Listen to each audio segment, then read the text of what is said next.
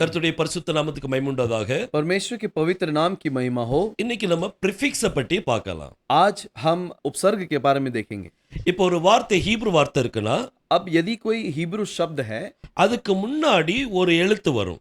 उसके पहले एक शब्द आता है அந்த எழுத்துக்கு ஒவ்வொரு எழுத்துக்கும் மீனிங் இருக்குது. और हर एक शब्द का एक एक मतलब है। நம்ம டீகோடிங் பண்ணும்போது அது வேற மீனிங். और जब हम डिकोडिंग करते हैं वो अलग मतलब है। ஆனா இங்க வந்து டிரான்ஸ்லேஷனுக்கு வேற மீனிங் இருக்கும். और भाषांतर के लिए अलग मतलब होगा। உங்களுக்கு நம்ம ஒண்ணு நம்ம பார்க்கலாம். एक एक करके हम देखेंगे। முதலாவது நம்ம பெரஷித் அப்படிங்கிற வார்த்தையை பார்ப்போம். पहले हम देखेंगे जो शब्द है वो बेरेशित। இதை உங்களுக்கு நான் ரெண்டா பிரிச்சு காமிக்க போறேன். इसको मैं आपको दो भाग करना चाहता हूँ। பெத்த தனியா பிரிக்கிறேன், बेत को अलग करता हूँ ரெஷித் தனியா பிரிச்சுட்டேன். और रेशित को अलग करता हूँ। இந்த ரெஷித் தான் ஹீப்ரு வார்த்தை. ये रेशित जो है हिब्रू शब्द है। இத நீங்க டிக்ஷனரியில தேடினீங்கன்னா इसे आप अगर डिक्शनरी में ढूंढेंगे அதுக்கு மீனிங் வந்து பிகினிங், उसका मतलब है शुरुआत, ஆதி. आदि। சோ இந்த இப்போ பெத் வந்து என்ன குறிக்குது? ये बेत किसे दर्शाता है? நம்ம ஹீப்ருல பார்த்தோம்னா यदि हम हिब्रू में देखेंगे பெத் வந்து வீடு.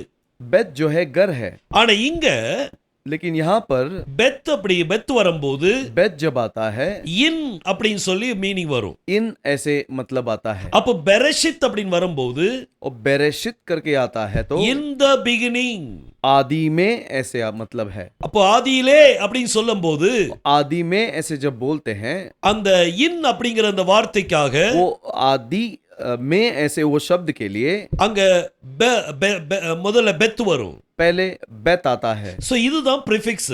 यही उसका उपसर्ग है। பெரஷித்ல வரக்கூடிய பிரிஃபிக்ஸ் எது?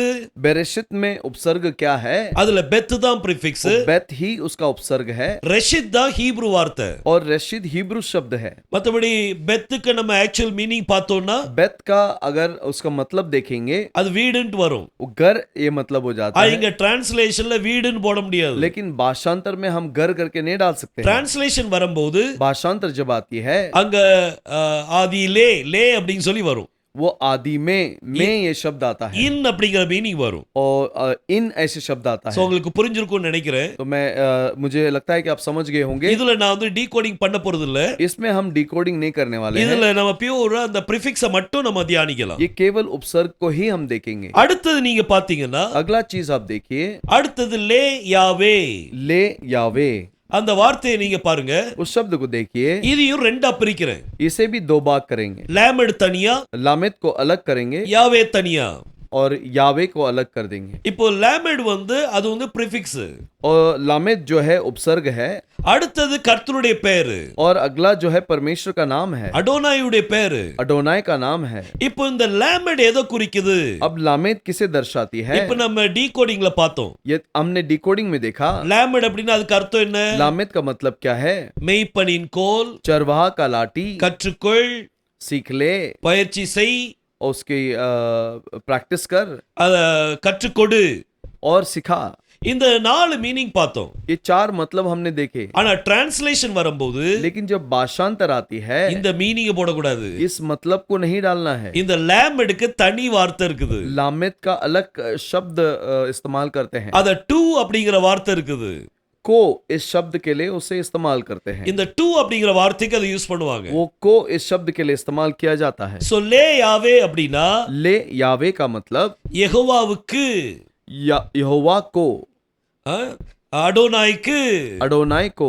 இந்த லேமட் அப்படிங்கிற வார்த்தை அதோட மீனிங் அதுல வரும். और लामेद ये शब्द का मतलब ये आएगा। சோ லேமட் வந்து பிரிஃபிக்ஸ்ங்க. तो लामेद जो है उपसर्ग है। அடுத்த எழுத்தை பார்க்கலாம். अगला अक्षर को देखेंगे। முதல் எழுத்து வந்து காஃப். पहला अक्षर काफ है। அதுக்கு பிறகு அரியா அப்படின்னு சொல்லி கொடுக்கப்பட்டிருக்கு. उसके बाद अरिया करके दिया है। கே அரியா. के अरिया। இப்போ இத ரெண்டா பிரிக்கிறேன். अब इसको दो भाग करता हूँ। காஃப் தனியா, काफ अलग से, அரியா தனியா. अरिया अलग से। இப்போ அரியா அப்படினா अभी अरिया का मतलब சிங்கம். शेर। அரியா அப்படினா சிங்கம். अरिया का मतलब शेर है। அது முதல் எழுத்து காஃப் இருக்கு. और लेकिन पहला अक्षर जो काफ है, நம்ம டீகோடிங்ல காஃப்னு பாக்கும்போது हम डिकोडिंग में जब काफ देखते हैं அதுக்கு அர்த்தம் என்னது? उसका क्या मतलब है? உள்ளங்கை, हाथ, पंजा। ஆனா இங்க டிரான்ஸ்லேஷன்ல வரும்போது लेकिन जब भाषांतर में आता है அதுல உள்ளங்கை வராது. उसमें पंजा नहीं आता। இந்த காஃப்க்கு அர்த்தம் என்ன அப்படினா ये काफ का क्या मतलब है? போல, उसके जैसा। சோ யாரை போல? किसके जैसा? சிங்கத்தை போல, शेर के जैसा, அரியா போல. अरिया जैसा, சோ காஃப் அப்படின்னு வரும்போது काफ जैसे जब बोलते हैं, இந்த இடத்துல மீனிங் என்ன வரும்னா यहाँ पर मतलब क्या जो आता है, போல, उसके जैसा, அது சிங்கத்தை போல. शेर के जैसा, சோ இந்த மாதிரி நம்ம ப்ரிஃபிக்ஸ் வரும். ऐसा ये उपसर्ग आता है। இன்னொரு ப்ரிஃபிக்ஸ் பார்க்கலாம். और एक उपसर्ग को देखेंगे। அடுத்த எழுத்து வந்து अगला शब्द जो है, முதல் எழுத்து வந்து மீ, पहला मी है, அதுக்கு அடுத்த வார்த்தை வந்து மிஸ்ராயிம். और उसके अगले शब्द जो है मिज़राइम है। அத ரெண்டா பிரிச்சு காமிக்கிறேன். उसको भी दो भाग करते हैं। முதல்ல மெம் தனி எடுத்து வச்சாச்சு. पहले के मेम को अलग ले लिया, அடுத்த வார்த்தை வந்து மிஸ்ராயிம். और अगला शब्द जो है मिज़राइम। மிஸ்ராயிம் அப்படின்னா मिज़राइम का मतलब எகிப்தை தான் அப்படி சொல்லுவாங்க. मिस्र को ही वैसे बोलते हैं। சோ தமிழ்ல வந்து நம்ம அதை கம்ப்ளீட்டா மாத்திட்டோம். तमिल में हमने पूरी तरह से उसे बदल दिया, ஆனா ஹிந்தில அது ஓரளவு கரெக்டா இருக்குது. लेकिन हिंदी में थोड़ा बहुत सही है। சோ இந்த மிஸ்ராயிம், मिज़राइम, அது முதல் எழுத்து வந்து மெம், और पहला अक्षर मेम है, மீ மிஸ்ராயிம். मी मिज़राइम। இந்த முதல் எழுத்து மெம்முக்கு நம்ம டீகோடிங்ல என்ன மீனிங் और பார்த்தோம்? मेम को डिकोडिंग में हमने क्या मतलब देखा? தண்ணீன்னு பார்த்தோம். पानी ये चीज है। ஆனா இங்க டிரான்ஸ்லேஷன்ல வரும்போது लेकिन जब भाषांतर में आती है, from அப்படிங்கிற மீனிங் வரும். வாசே, वहां से वो मतलब आता है, அதாவது எகிப்துல இருந்து, मिस्र से लेकर, அதுதான் from அப்படிங்கிற மீனிங் வரும். उसका मतलब ही ये मतलब है।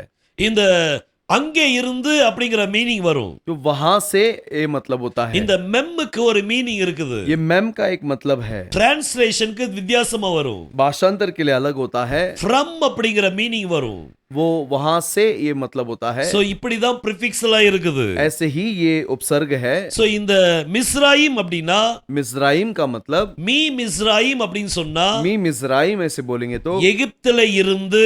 मिस्र से। சோ இன்னைக்கு நம்மளும் எகிப்துல இருந்து கிளம்பி வந்திருக்கோம். आज हम भी मिस्र से ही आए हैं।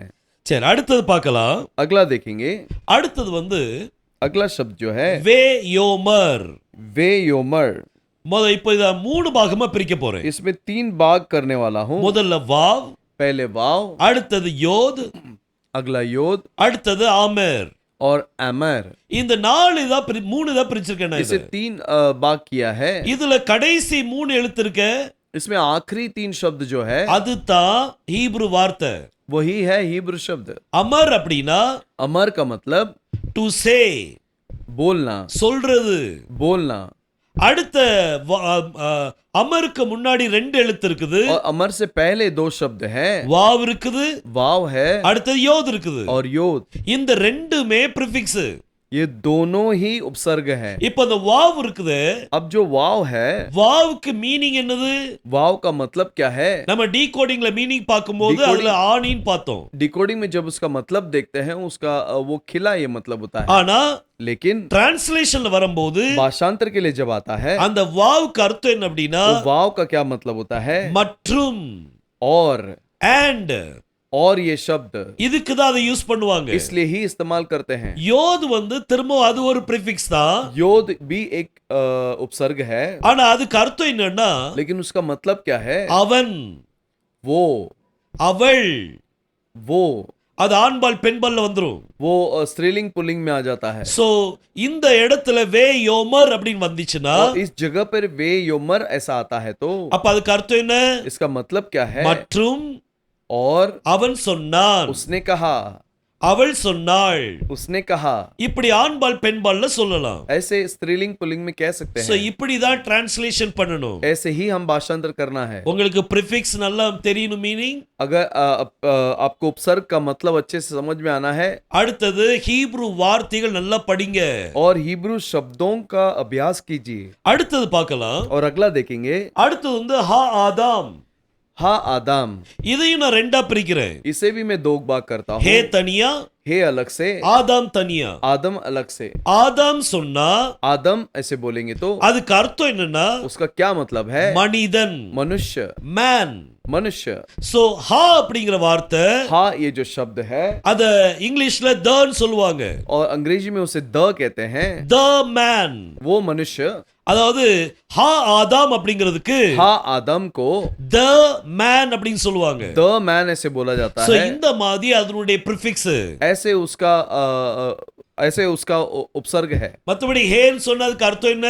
हे का मतलब क्या है? அது டீகோடிங்ல வந்து பாரு. डिकोडिंग में उसमें देखो ये मतलब है, ஆனா டிரான்ஸ்லேஷன்ல அதை யூஸ் பண்ண கூடாது. लेकिन भाषांतर में उसे वापरना नहीं है। அது டீகோடிங்க்கு தான் யூஸ் ஆகும். उसे केवल डिकोडिंग में ही इस्तेमाल करना இது है। ஹா அப்படிங்கிறது हा जो है, அது ஹீப்ரு டிரான்ஸ்லேட் பண்ணும்போது हिब्रू भाषांतर करते समय இங்கிலீஷ்ல தான் போடணும். अंग्रेजी में द आता है, சோ இப்படிதான் அதனுடைய மீனிங். ऐसे ही इसका मतलब होता है। அடுத்தது நம்ம பார்க்கலாம். और अगला हम देखेंगे, அடுத்து வந்து ஷே அமர். अगला है शे अमर। இதையும் ரெண்டா பிரிக்கிறேன். इसे भी दो भाग करेंगे, ஷின் தனியா, शिन अलग से அமர் தனியா. और अमर अलग से। அதாவது ஷின் அப்படிங்கிற வார்த்தை, शिन ये जो शब्द है, அதுக்கு டீகோடிங்ல என்ன மீனிங் வருது? उसको डिकोडिंग में क्या मतलब आता है? பல்லுன்ட்டு வரும், दांत ऐसे आता है, அழிவுன்னு சொல்லி வரும். और नाश। ஆனா இங்க लेकिन यहाँ पर இந்த ஷின்னுக்கு அர்த்தம் என்ன அப்படின்னா, इस शिन का मतलब क्या है? that, वह, அது. वह। சோ இந்த that அப்படிங்கிற மீனிங் வரும் இதுல. तो ये वह ये मतलब आता है। சோ அடுத்தது அமர் என்னது?